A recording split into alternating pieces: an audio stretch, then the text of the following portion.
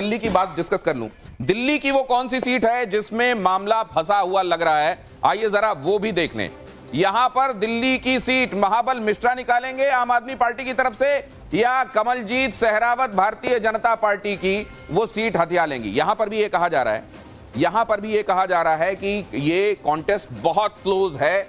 इस सीट को लेकर इफ एंड बट है, बाकी चीजों में, बाकी सीटों के बारे में ये कहा जा रहा है कि ये चीजें स्पष्ट हैं। जरा हरियाणा भी देख लें, दिल्ली की सीट याद रखिएगा, बाकी हरियाणा के संदर्भ में भी जल्दी जल्दी डिस्कस कर ले। रंजीत चौटाला, ये चचिया ससुर हैं, इनकी बहुएं नैना सुनैना वो यहां पर नहीं दिखाई दे रही हैं, लेकिन जयप्रकाश मुख्य कंटेंडर कांग्रेस के साथ ये समझा जा रहा है कि ये मुकाबला हिसार किसकी तरफ यहां पर ये किसके पक्ष में बात जाएगी। सोनीपत आ जाइए हरियाणा, मोहनलाल बडोली खुद ये कह चुके हैं कि बहुत ज्यादा भीतरघात हुआ है, सबोटाज हुआ है, क्या उसका खमियाजा भुगतना पड़ सकता है, या सतपाल ब्रह्मचारी पर वो भारी पड़ेंगे।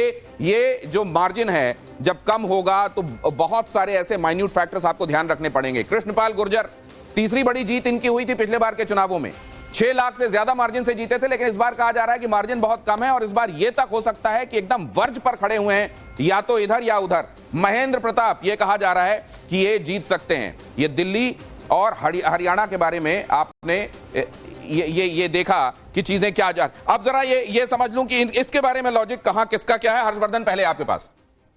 देखिए, मुझे नहीं लगता है कि दिल्ली की ये सीट जो प्रवेश वर्मा वाली थी, जिसपे कमलजीत सहरावत को भारतीय जनता पार्टी ने उतारा है, वहां कोई बहुत मुश्किल बीजेपी को होने वाली है।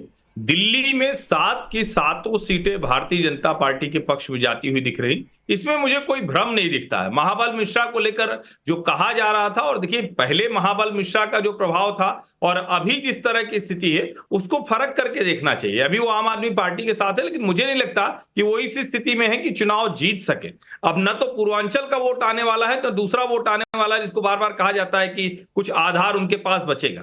अब हरियाणा की सीटों की अगर बात करें तो मुझे रंजीत चौटाला बेहतर मजबूत प्रत्याशी दिखते हैं। फरीदाबाद में कृष्णपाल गुर्जर के खिलाफ कई लोग कहते हैं कि गुस्सा है, लोगों की नाराजगी है, लेकिन इतना ज्यादा अंतर था, उस अंतर को पाट कर कांग्रेस पार्टी वहां पहुंच पाएगी, इसमें मुझे थोड़ा सा एक तरह से कहें कि ये लगता नहीं कि इतना पहुंच पाएंगे। फरीदाबाद सीट भारतीय जनता पार्टी की मजबूत सीटों में से। ठीक है, ये यहां पे जैसे आपने वहां पे बताया कि ये MY कंसोलिडेशन ये एक फैक्टर है, जाट कंसोलिडेशन एक फैक्टर है, यहां पर वो कौन से फैक्टर्स हैं जो मार्जिन के हिसाब से निर्णायक हो सकते हैं? देखिए, पहले तो मैं हर्षवर्धन जो कहना चाहूंगा, जो कह रहे हैं कि जो पिछली बार जो फरीदाबाद की सीट थी, जो कृष्णपाल गुर्जर जी थे, 48% मार्जिन।